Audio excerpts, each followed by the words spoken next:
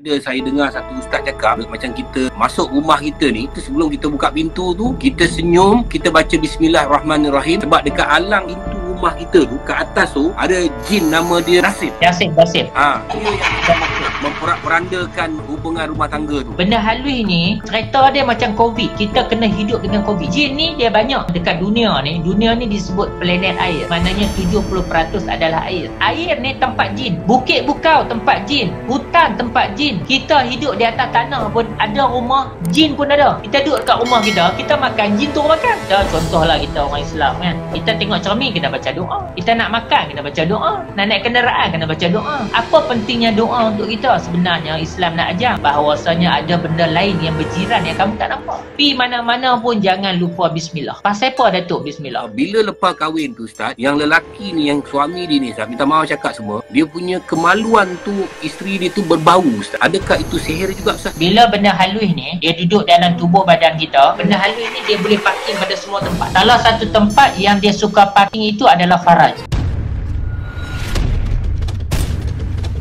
Sihir perceraian ni adalah sihir yang mana apabila berlakunya perceraian, kebanyakan perceraian yang berlaku itu salah satu asbabnya adalah disebabkan gangguan jin yang berada di dalam tubuh badan pasangan. Macam mana kita nak tahu kita ni ada gangguan ataupun tidak? Cek balik faktor kebocoran kita. Tidur kita macam mana, emosi kita macam mana. Tadi saya cerita baru dua. Satu dekat kepala kita, yang kedua dekat emosi kita. Orang ada gangguan ni Datuk, emosi dia tak stabil, sensitivity tinggi, cepat marah, takut melampau, gairah melampau. Itu semua benda-benda yang mengganggu emosi. Di situ kita cek balik, tanya dia ada mimpi ke, badan dia lebam ke, pirit tak teratur ke. Sebab kita nak kaji. Kalau dia kata dia ada mimpi tu jangan duduk saja, perlu dirawat kerana rohani dia sudah tembus. Katalah dia kata, oh saya mimpi ulang, saya mimpi kena patuk, contoh kan. Orang tua kata dulu kena patuk ulang, ada orang nak minang kan. Jadi maknanya kalau macam saya pula, bila mimpi dipatuk ulang, dia dah bagi signal sihir sudah berada dalam tubuh badan kita. Bila kita mimpi dipatuk ulang, cerita dia jin dah duduk dalam badan. Bila jin dah duduk dalam badan, nak buat apa?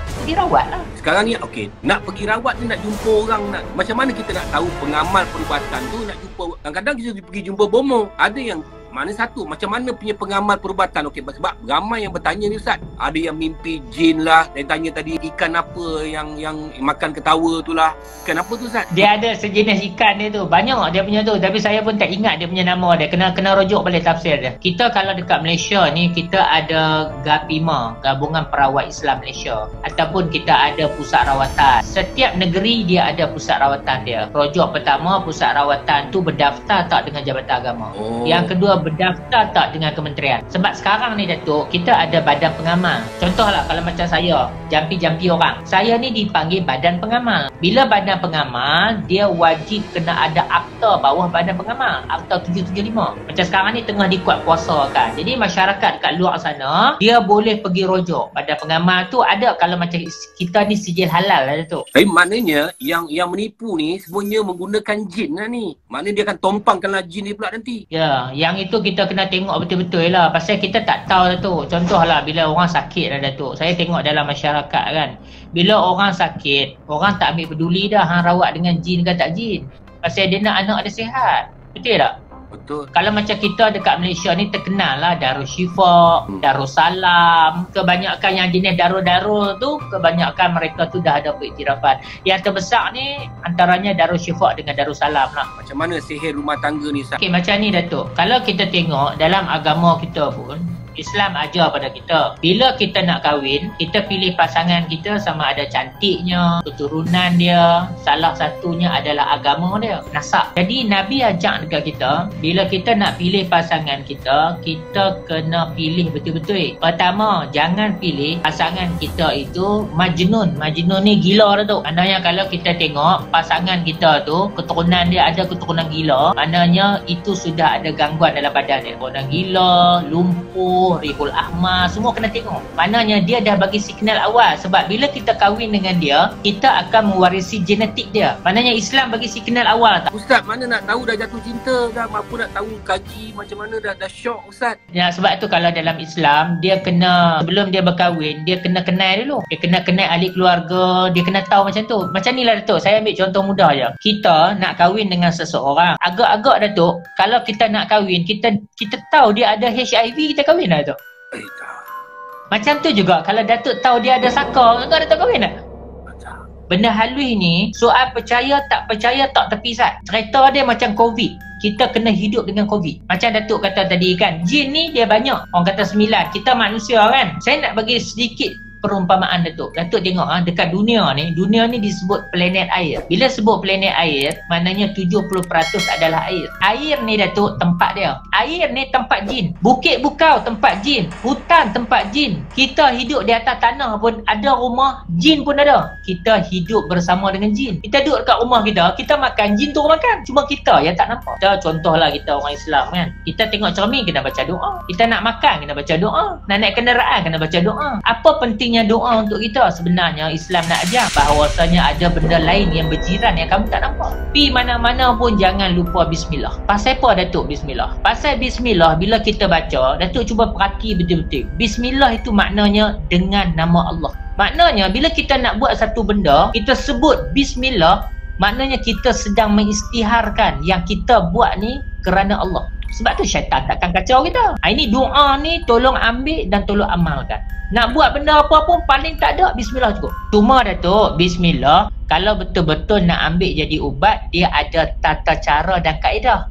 Fungsi benda halus ni Datuk, sebenarnya satu je fungsi dia. Ma yufarriquna bihi bainal mar'i wa zawji. Fungsi benda halus ni memisahkan hubungan suami isteri. Kebanyakan cerita Harut dengan Marut kan, yang diuji dengan dengan wanita juga. Sebab wanita ni dia adalah fitnah yang paling besar. Maknanya dengan sebab wanita ni boleh berlaku percintaan, boleh berlaku pemisah, semua disebabkan kerana wanita. Jadi senjata benda halus tu ada pada wanita. Sebab tu wanita bila dia keluar sahaja, syaitan akan make up, akan bagi lipstick. Bila kita tengok dia, kita tergoda. Katalah kita pergi bekerja, ada orang yang suka kat kita. Kita buat kerja betul ni, tapi macam Datuk lah contoh selebriti. Datuk nak tolak orang tak tengok Datuk, tak boleh sebab Datuk berlakon. Bila orang tengok Datuk, orang syok, automatik dia jadi pengasih. Bila jadi pengasih, Datuk dengan pasangan Datuk automatik jadi pebenci. Pebenci itu dalam arti kata pasangan dia tak boleh tengok Datuk. Dia tengok Datuk tak ada apa. Itulah yang menjadi permasalahan. Jadi sebab itu benda halus ni dia paling jaga sebenarnya laki dengan perempuan. Sebab tu dalam Islam Datuk, dia bagi jalan keluar. Jalan keluar dia apa dia? Kahwin. Hang kahwin, hang nak buat apa pun boleh buat. Halal. Tapi kahwin orang nampak satu bebanan. Syaitan make up, hang kahwin tak boleh jadi bebanan. Hang nak kena tanggung orang, tak boleh. Dia make up, hang ada perempuan simpanan itu tak apa. Kahwin tu seolah-olah haram, ada perempuan simpanan tu jadi baik. Jadi benda halus ni dia make up. Dia nak menyampah, dia tengok. Kita tengok dia menyampah, dia tengok kita menyampah. Kita tak usah tengok orang lain, kita tengok diri kita. Macam mana kita tengok pasangan kita sekarang? Bila kita tengok pasangan kita, kita ada tak rasa? Kalau ada rasa, yes. Kalau tak ada rasa tu, kena overhaul balik tu. Sebelum overhaul, takkan tak ada servis dulu Ustaz? Takkan tiba-tiba nak overhaul. Ini yang nak kena servis ni tu. Ustaz bagi tahu macam mana nak sebut. Tapi Ustaz, ada orang kata bekam tu bagus. Sebab apa? Macam Ustaz katakan tadi, dekat dalam badan kita, salah satunya kita jumpa pengamal perubatan Islam. Salah satunya kan yang saya adalah Ustaz cakap dulu, dia kata bila Isra Mi'raj, Nabi sampai ke langit yang ketujuh, ada satu malaikat di langit ketujuh pesan pada Nabi, suruhlah umat-umat berbekam. Jadi Ustaz kata tadi, jin ni dia duduk dekat dalam darah. Jadi bekam, kalau kita tengok secara logik ni, bila buat bekam, yang keluar tu darah-darah kotor saja, yang darah elok tak keluar. Itu satu dia punya kehebatan lah. Adakah bekam ni membantu sebenarnya Ustaz? Kalau kita belajar daripada segi tip Nabawi, kaedah perubatan Nabi, bekam adalah merupakan salah satu kaedah. Maknanya boleh kita buat. Cuma bekam ni kalau kita nak tambah nilai dia, lebih baik Bila kita nak berbekam tu, kita ruqyah sekali, kita jampi sekali, baru dia akan ada kesan yang luar biasa. Jadi kalau macam zaman moden sekarang Datuk, dia ada satu perubatan, dia tak guna kaedah bekam, dia guna kaedah merawat sistem darah. Dia oksigenkan kita punya darah. Maknanya dia ambil darah kita, dia bawa keluar, kita boleh jampi darah tu, kita boleh masuk balik darah tu. Ozon. Apa kata sebenarnya kita bekam dengan ruqyah Fatihah yang kita baca tiap-tiap hari masa semayang? Itulah sebenarnya bekam kita. Sebab bila kita baca Fatihah Datuk, sebenarnya kita sedang jampi diri kita. Cuma macam mana kita nak membaca Fatihah untuk jadi ubat, yang tu kena belajar. Benda halus ni, bila dia duduk dalam badan, dia kacau 4 benda. Pertama, dia kacau nafsu kita. Nafsu kita patut pada isteri kita, dia pergi pada orang lain. Tengok isteri kita, dia tak mau, tengok orang lain dia nak. Yang kedua, benda halus ni dia akan kacau hati kita. Hati kita duduk teringat. Contoh kan? Yang ketiga, dia akan kacau akal kita. Kemudian lagi satu, dia akan kacau adalah ruh kita. Sebab itu, salah satu benda yang kita nak kesan, badan kita ni ada gangguan ataupun tak ada gangguan. Kalau Datuk tengok, kebanyakan badan pengamal dia ajak kita bau kasturi. Dia tahu minyak wangi kasturi kan? Okey, minyak wangi kasturi tu, kalau badan pengamal, kalau kita bau dia, kalau bau itu menyakitkan. Ada orang kadang-kadang dia bau tiba-tiba muntah. Sebab apa dia muntah? Sebab berlaku positif negatif. Okey, bila muntah, dia dah bagi signal dalam badan kita ada benda tak kena. Benda tak kena itu maknanya ada gangguan. Apa patut buat? Rujuk kepada badan pengamal yang mempunyai kemahiran untuk dia mendiagnosis kamu punya kes ni sampai tahap mana gangguan kamu dan baiki faktor kebocoran tadi. Ada saya dengar satu ustaz cakap, macam kita masuk rumah kita ni, bila kita masuk ke rumah kita tu, sebelum kita buka pintu tu, kita senyum, kita baca Bismillahirrahmanirrahim.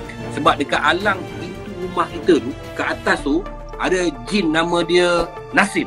Taksim ya. Taksim ya Ustaz? Apa nama dia? Taksim.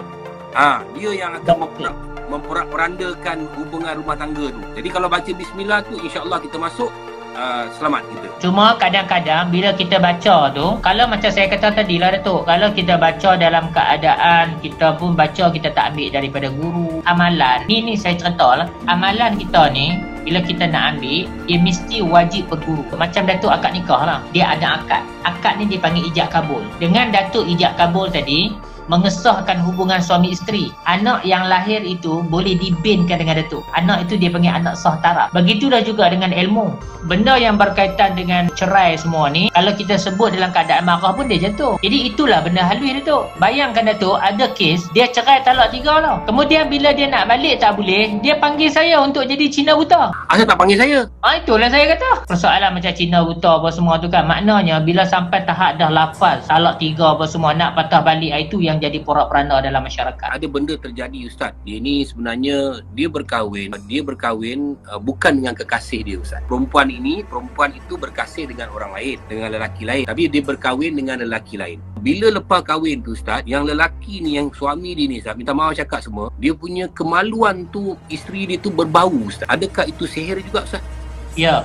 Yang itu dipanggil macam ni Datuk. Bila benda halus ni dia duduk dalam tubuh badan kita, benda halus ni dia boleh parking pada semua tempat. Salah satu tempat yang dia suka parking itu adalah faraj. Jadi bila dia parking dekat alat sulit tu, dia akan menjadi permasalahan, terutamanya kalau kami badan pengamal untuk merawat. Kalau dia transit dekat alat sulit tu, kita nak rawat macam mana?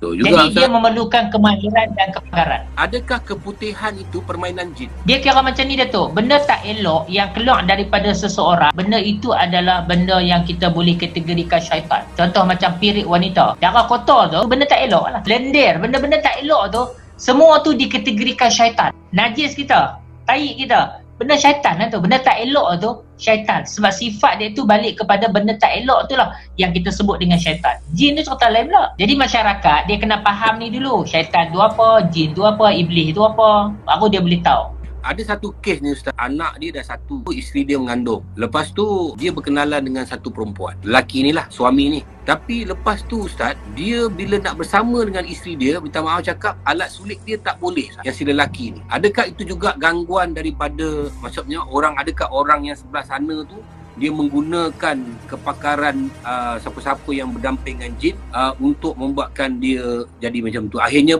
dia orang dah bercerai tau Ustaz. Banyak faktor Datuk. Pertama sekali kita kena check dulu lah. Maksud saya kena ambil kes dia tu sebagai study case. Nak kaji betul-betul. Salah satunya ada kemungkinan benda tu boleh berlaku. Cuma yang selalu kita terlepas pandang macam ni Datuk. Cerita yang Datuk cerita tadi, kita jangan terlupa bahawa bini dia sedang mengandung. Bila mengandung, budak dalam perut tu nama dia janin. Janin tu maknanya jin lah tu. Janin. Jin, benda yang tak nampak. Sebab itu kalau Datuk perasan, pasal apa orang yang mengandung kadang-kadang dia minta benda yang bukan-bukan. Minta nak makan tu, minta benda-benda haram kan. Itu salah satu sebab dia. Sebab dia ada jin dalam badan dia. Jin tu maknanya janin tadi lah. Pembawakan budak dia panggil.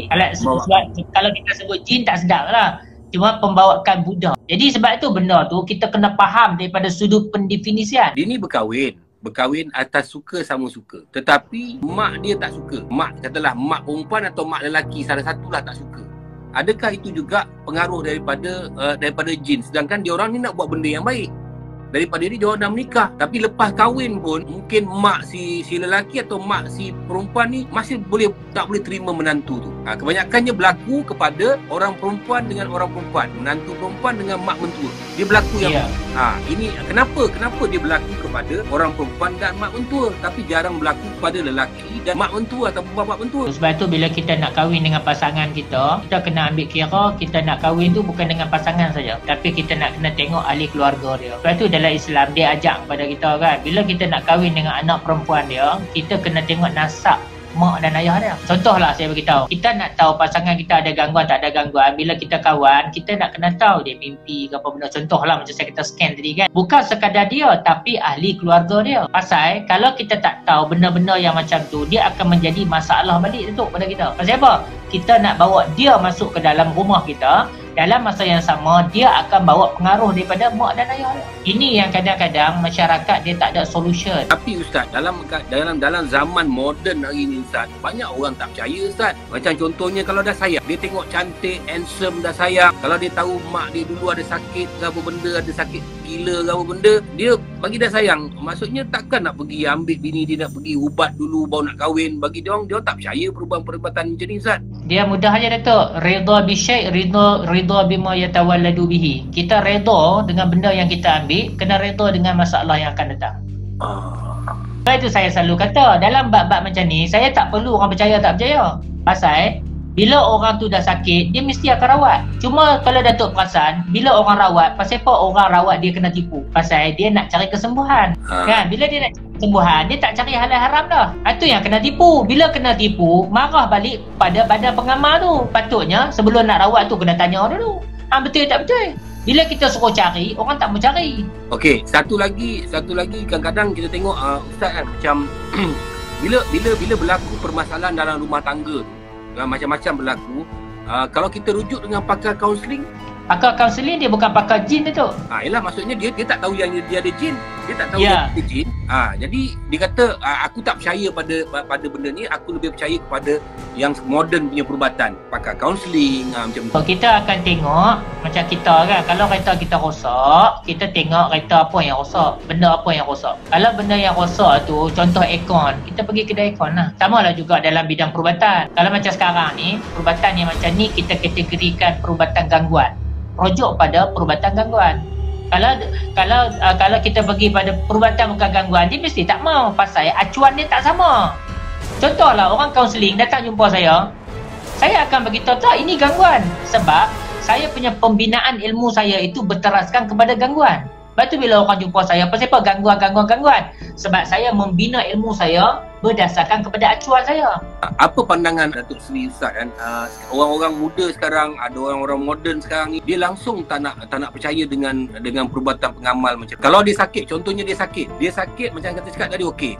Macam tadi gangguan dalam rumah tangga tadi tu, dia ada keputihan yang banyak kan. Jadi dia pergi berawat, dia jumpa doktor, dia langsung tak nak ni. Apa pandangan Ustaz? Dialah yang rugi. Pasal apa saya kata dia yang rugi? Sebab dalam kehidupan kita ni, tadi kan daripada permulaan saya dah cerita apa instrumen yang ada dalam tubuh badan kita. Ada syaitan, ada jin. Sebab kenapa saya bawa topik ni? Pasal saya nak cerita, bila kita nak menyelesaikan masalah, balik pada topik. Maknanya masalah itu di mana. Kalau masalah gangguan, perlu rawat cara gangguan. Lepas itu saya selalu beritahu, kenapa perubatan Islam macam saya ni wujud?